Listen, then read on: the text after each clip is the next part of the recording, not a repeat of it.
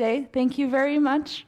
So, Your Excellencies, Your Honors, ladies and gentlemen, thank you for being here. Sorry for the slight delay that we have encountered this morning, but allow me to welcome you all to the first high-end Congress of Economic Diplomacy organized here today by the International Union of Bilateral Chambers of Commerce and Industry, alongside the International Union of Bilateral Chambers of Commerce and Industry of the United Arab Emirates.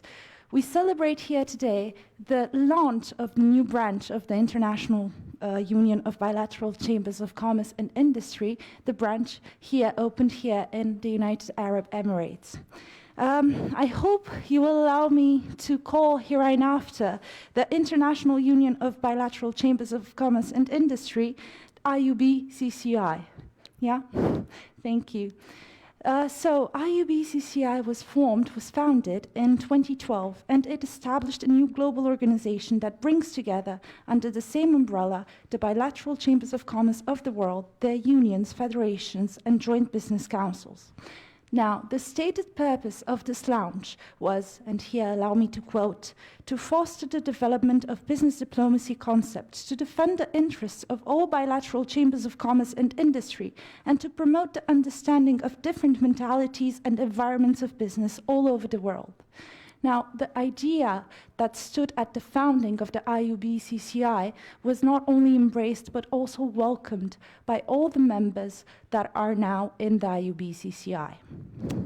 Now, today, IUBCCI is the world's largest non-profit organization of binational or bilateral chambers of commerce and industry, and all of their unions, federations, or joint business councils dedicated to fostering the promotion of bilateral trade and commerce and exchange of culture and humanity through means of economic diplomacy.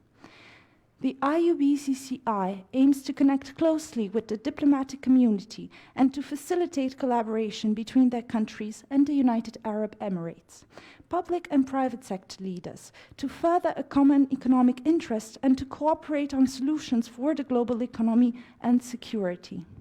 The IUBCCI United Arab Emirates is dedicated to supporting the creation of a global economic harmony, helping small and medium-sized enterprises to raise their products and services and to empathize the important role that they play in the world economy.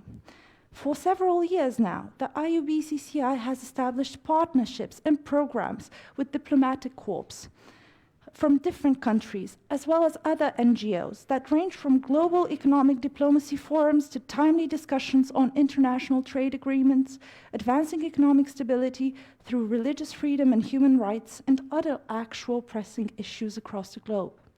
Today, the IUBCCI is present in 47 countries, collaborating with 50 bilateral chambers of commerce and summing 19 international partnerships. Although the organization doesn't provide membership for private or public companies, it does, however, work closely together with them in order to provide opportunities as well as a safe business environment.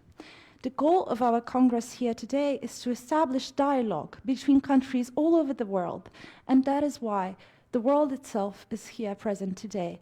Countries from 4 continents of the world are now represented here today, and allow me to welcome you all here to our Congress. Today, the economic world has to face new and very different challenges. First of all, we are talking more about a multipolar economic world, and we include here United States, European Union, Russian Federation, China, India, Brazil. Besides this, we are also knowing some other very powerful economical centers, such as the Gulf region, Japan, and Pacific nations. 1 year ago, the world economy had to face a unique and very special situation, which was a complete shutdown. Different economical industries, starting from tourism and HoReCa to air travel, had to go in a few weeks from a normal rate of growth and activity down to 0. The situation lasted for several months.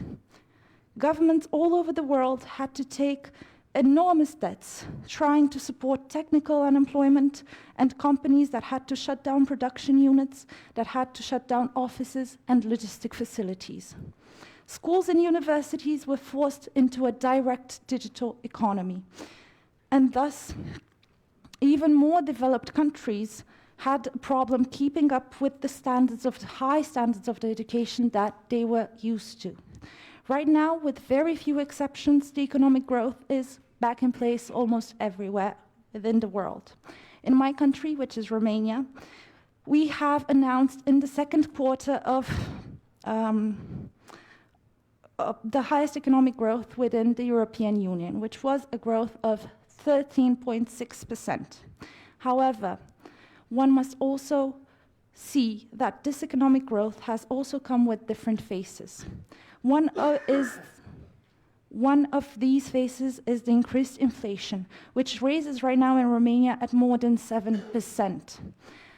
Other very highly developed nations within the world, such as the United States, have also announced an inflation rate of 5%. In the meantime, if we look from a different perspective, the world has to tackle other very important changes, such as climate changes. The EU has a very ambitious plan to reduce its carbon footprint in the next decade and render the European Union carbon neutral by 2050.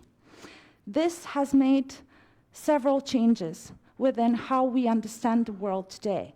And this has also come with several sacrifices that we must make, among others, an increased cost of energy and thereafter, generally, an increase in the cost of living. Some other countries all over the world have fought for solutions to reduce the carbon footprint. As one of the consequences, the automobile industry has reached incredible technological development in what concerns hybrid and full electrical vehicles.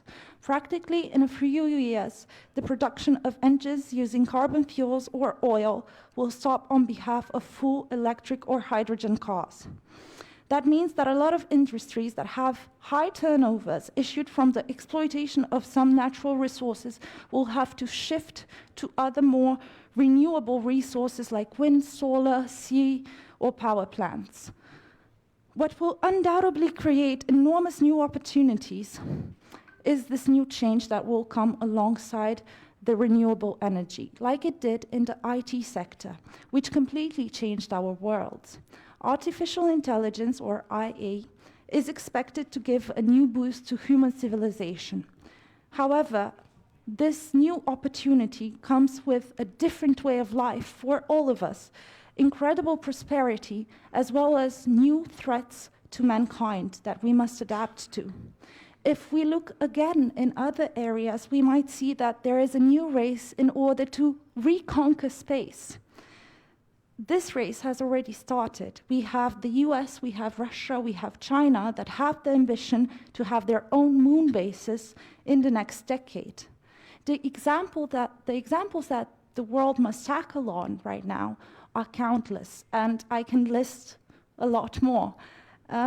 But what we are trying to add here today in this first edition of the High-End Congress of Diplomatic Economy is that we are trying to add some contribution to this. We are trying to find and develop new ideas and answer some very important questions, alongside the fact that this constitutes an immense opportunity for all of us for networking. What we would like to do is find answers to some of the following questions, which are very pressing.